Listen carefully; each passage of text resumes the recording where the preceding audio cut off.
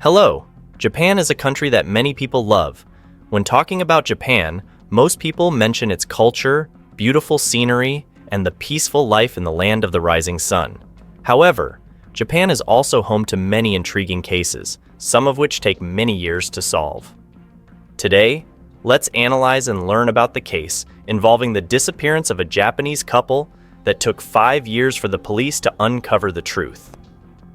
The story took place in Osaka Prefecture, located in the southwest of Honshu Island, Japan. In the southern part of Osaka, there is a city named Izumi, where agriculture is very developed, particularly famous for its orange production, accounting for about 1/3 of Osaka Prefecture's output. In a residential area in Fuchu Town, Izumi City, there was a wealthy family. The head of the family was Mr. Asai Kenji, 74 years old, the CEO of a company that primarily engaged in the manufacturing and trading of textiles. His wife, Mrs. Asai Kiyo, 73 years old, was a housewife. They were a happy couple who had been married for 50 years and had several children. Over time, their children grew up and started their own families, moving out, so only the couple remained in their home. Their relationship was very good. Over the years, they never had any major conflicts. They always knew how to yield to each other, living a wealthy and comfortable life.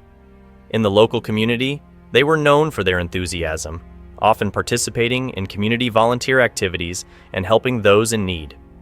Moreover, they maintained good relations with their neighbors.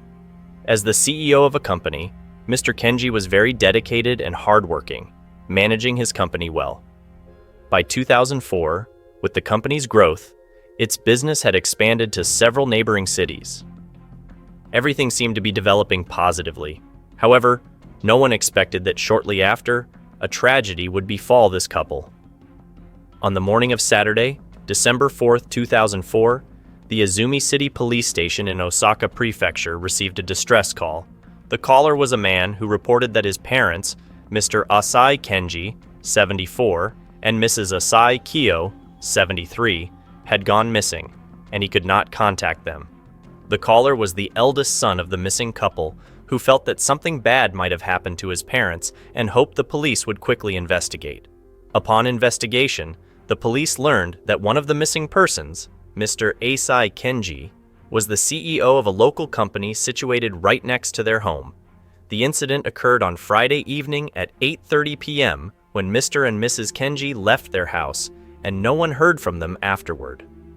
On the morning of December 4th, the eldest son went to his parents' house but could not find them. He also went to the nearby company, but still did not see them. He then tried calling his parents, but no one answered.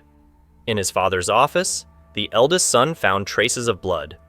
Believing that something must have happened, he reported it to the police. After receiving the report, the police quickly launched an investigation. They collected blood and hair samples, sending them to the forensic department. The police then interviewed company employees and some passers-by to gather information about what Mr. and Mrs. Kenji were doing before they disappeared. Simultaneously, they searched several locations based on the couple's preferences and habits. Mr. Kenji's family also participated in the search, visiting many places the couple might have gone and posting missing persons notices in newspapers and on television, along with the couple's photos and personal information. They hoped for good news. Upon inspection, the police found that in the house of the missing couple, everything was clean and tidy. There were no stains or signs of disorder on the walls and floors, and the furniture was neatly arranged. The only exception was the mattress in the bedroom, where the blanket was not neatly placed and was disheveled at one corner. Based on the couple's daily habits and other clues, the police inferred that they had left the house around 8:30 p.m. on December 3rd, wearing pajamas, and had no intention of going far. The investigators discovered that one of Mr. Kenji's cars, valued at 1 million JPY, was missing from the garage. Cash was not taken, but a credit card and 2 Rolex watches worth 1.4 million JPY were gone. Based on the current clues, this seemed like a robbery, kidnapping, and ransom situation. Typically, in a robbery, the thief would take everything valuable from the house. However, only a credit card, 2 watches, and a car were missing from Mr. Kenji's home, which struck the police as peculiar. Therefore, the couple might have been kidnapped, and the kidnapper might contact them for ransom. The police deployed many officers at Mr. Kenji's house and company, with some staying with the eldest son's family around the clock, awaiting the kidnapper's call. But after a long time, no one contacted the family, and the police found no records of the stolen credit card being used. Thus, this might not be a kidnapping case after all. One day after the report, a police officer patrolling the southwest area of Izumi City, Osaka Prefecture, spotted a moving car. It was the missing car from Mr. Kenji's family, found about 20 kilometers from their home. Upon spotting the suspicious vehicle, the police quickly gave chase. However, when the driver noticed they were being followed, they sped up and evaded the patrol car at an intersection. Due to the distance, the police couldn't get a clear view of the driver. Upon receiving this information, the police gathered new leads. Many people had seen the car near Mr. Kenji's house. Compiling the witnesses' information, the car was last seen traveling 23 kilometers along Route 26 southwest to Senin City, Osaka Prefecture. If this wasn't a robbery, could it be an enemy seeking trouble? The couple was well known in the local community, and Mr. Kenji was a successful business executive. It was plausible that someone envious of him might have kidnapped them for revenge. Following this theory, the police checked nearly 100 people connected to Mr. Kenji's company, but found no results. During this period, it appeared that the couple had no conflicts with anyone. 4 days after the disappearance, the family received a message from Mr. Kenji's phone number stating that the couple was relaxing at a hot spring resort and there was no need to worry. The message also explained that the bloodstain in the office was due to Mrs. Kiyo's nosebleed. After receiving the message, the children immediately called the number, but the phone was turned off. That same day, the results of the blood and hair samples collected from Mr. Kenji's office were released, confirming they belonged to Mr. Kenji and Mrs. Kiyo. Clearly, the couple had been attacked in the office, but no valuable items were missing from the company. A few days later, the family received another message from Mr. Kenji's mobile phone, stating that he and his wife would return home after some time. Based on the police investigation, the family learned that the couple's car was moving around Osaka Prefecture, leading them to believe that their parents might actually be on a trip. Hence, they felt relieved. However, after this message, Mr. Kenji and his wife remained missing, and the investigation came to a standstill. By November 2009, 5 years after Mr. Kenji and Mrs. Kiyo had disappeared, the police were investigating a case around 1:30 p.m. when they discovered a car and 2 blue iron barrels inside a rented garage in Senin. When they opened these barrels, they found rocks wrapped in fabric and plastic bags at the bottom. 4 days earlier, Mr. A, the owner of the garage, had received a request to rent the garage. The customer mentioned wanting to store some belongings, prompting Mr. A to inspect the garage. Using a spare key to open the shutter of an empty garage, Mr. A unexpectedly found a car inside. He was surprised as this garage had always been empty, and he hadn't rented it out to anyone recently. After returning home, Mr. A found the rental contract for this garage in his records. The last time it was rented was on December 7th, 5 years ago. At that time, a customer had signed a 1-month rental contract. After the contract expired, the customer did not return the key, and Mr. A could not contact them. Since then, the garage had remained empty without any new tenants, and Mr. A had gradually forgotten about it. Only now, 5 years later, did he recall the incident. Since there had been no new rentals after the contract ended, Mr. A had not inspected the garage, and he was unaware of its contents. When a new customer wanted to rent the garage, Mr. A detected a foul odor during the inspection. He discovered the smell was coming from behind the car. Covering his nose, Mr. A approached the car and found 2 blue iron barrels behind it. Suspecting something unusual, he immediately called the police.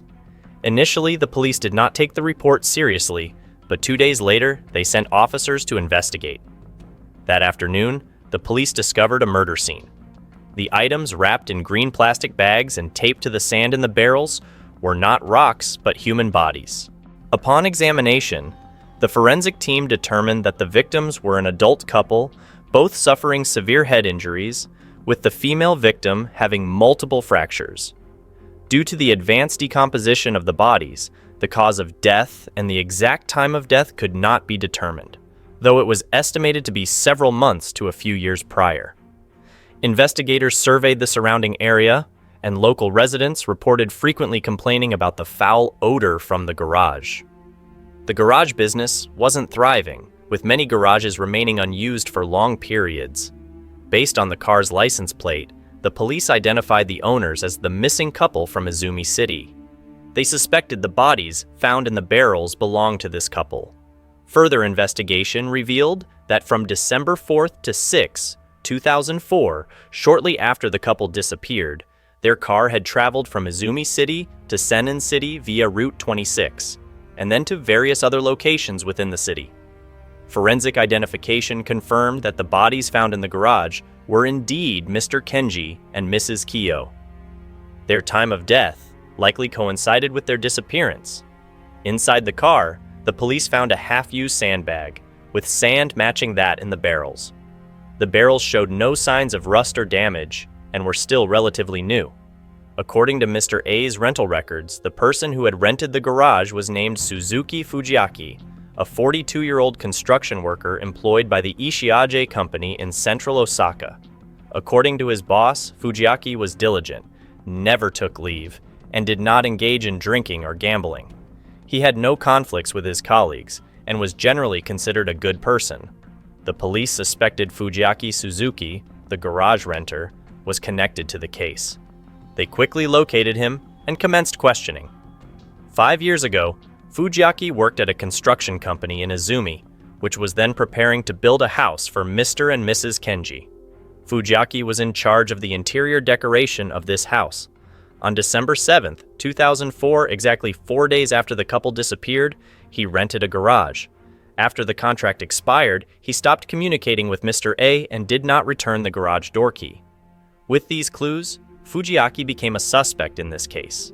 However, the police could not find concrete evidence, and the statute of limitations for this case had long expired. Therefore, the police could only arrest Fujiaki on charges of theft. Initially, they planned to detain him first, then gather evidence to charge him with murder. During interrogation, Fujiaki denied killing Mr. and Mrs. Kenji and disposing of their bodies. He only admitted to leaving the car in the garage. As for why the couple's bodies were found in the barrels, he claimed complete ignorance. The police found a Rolex warranty card and some notes in the car's trunk. Additionally, when they searched Fujiaki's residence, they found the unreturned garage key, a credit card, and a pawn receipt for a Rolex watch worth 500,000 JPY. The warranty card and the pawn receipt had serial numbers matching the two missing Rolex watches from the Kenji family. The credit card was also confirmed to belong to the couple. Since the incident, the credit card had not been used. Based on this evidence, the police believed that the blood in the car's trunk also belonged to Mr. and Mrs. Kenji. According to collected clues, the two watches were pawned on December 4th, 2004, just 1 day after the couple disappeared. They wanted to know how Fujiaki obtained these items. When the couple disappeared, a corner of the blanket in the bedroom was not properly laid out, and they were in their pajamas when attacked. 4 days after the couple's disappearance, the family received multiple text messages from Mr. Kenji's phone. The police suspected that Fujiaki sent these messages to mislead them into thinking the couple was still alive.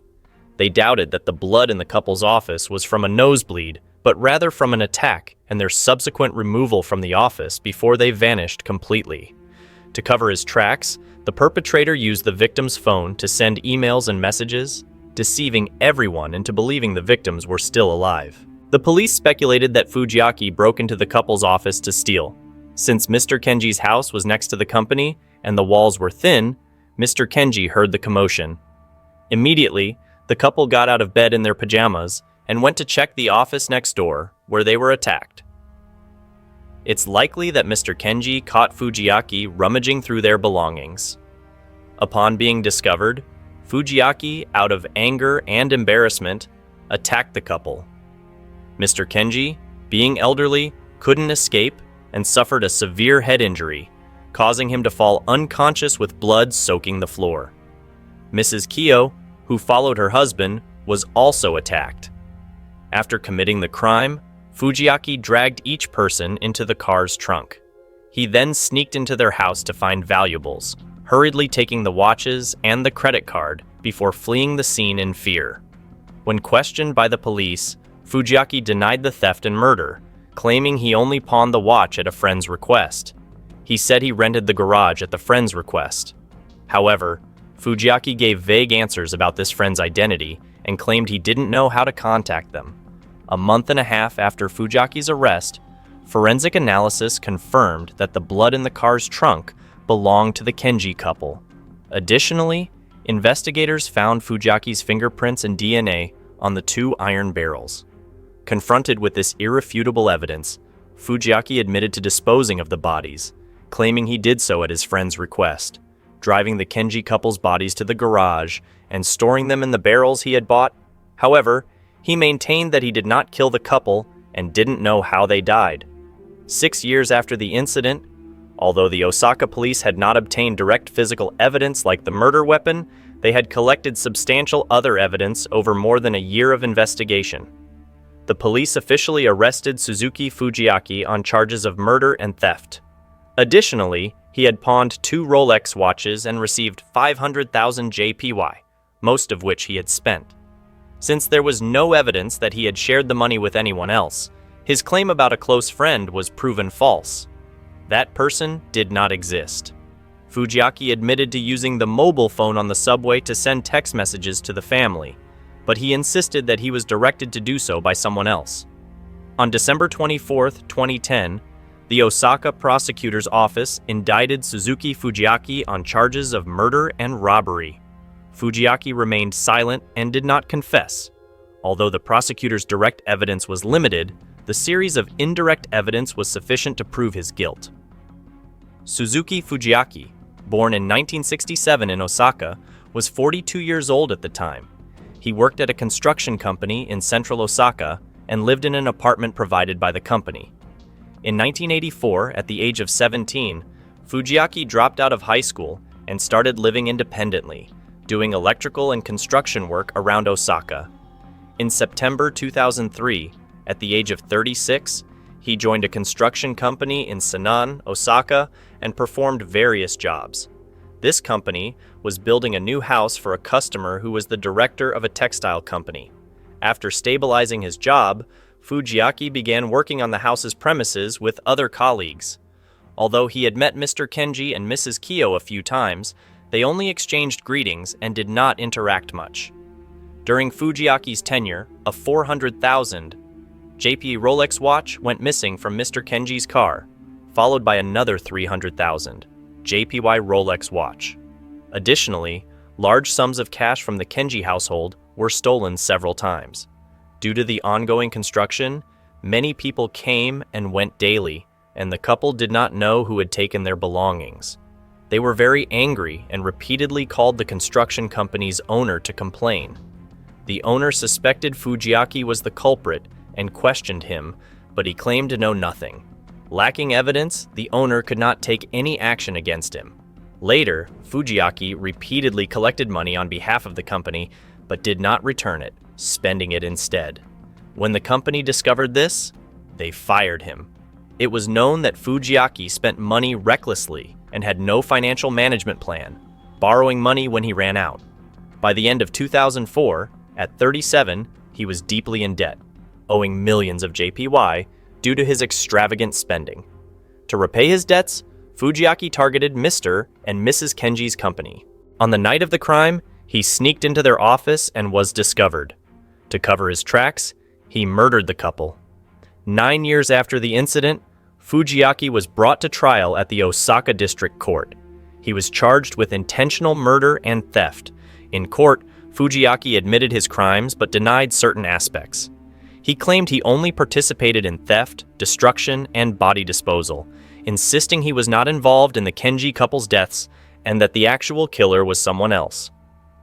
The police believed the friend Fujiaki mentioned did not exist and considered it a fabricated excuse to evade responsibility. After a month of trial, the court sentenced Fujiaki to death. However, he did not accept the sentence and repeatedly appealed to the Osaka High Court and the Supreme Court. In 2017, the Supreme Court finally commuted his sentence to life imprisonment. To this day, he remains imprisoned at Osaka Prison, living in a dark and cramped death row cell with only one door and one window. Every day, Fujiaki stands by the iron door looking outside, then lowers his head to draw on paper. The sunlight streaming through the window represents his faint desire for freedom. However, regrettably, he will never leave this prison. This case took 5 years to identify the perpetrator. However, one question remains: was there really only one culprit? Or, as Fujiaki claimed, was there another person involved? This is quite suspicious, because even though Fujiaki was facing life imprisonment or the death penalty, if he was the sole perpetrator from start to finish, why didn't he confess the truth in court instead of insisting there was another culprit? What's even stranger is that during the 5 years of disappearance, Mr. and Mrs. Kenji and Kiyo's children did not pressure the police to investigate, and the police themselves seemed to have forgotten about the missing persons case. The truth behind this incident remains a mystery. And you, what do you think about this case? Share your thoughts with me, as your insights might just provide the accurate explanation we need to understand it all. For now, goodbye, and see you in the next video.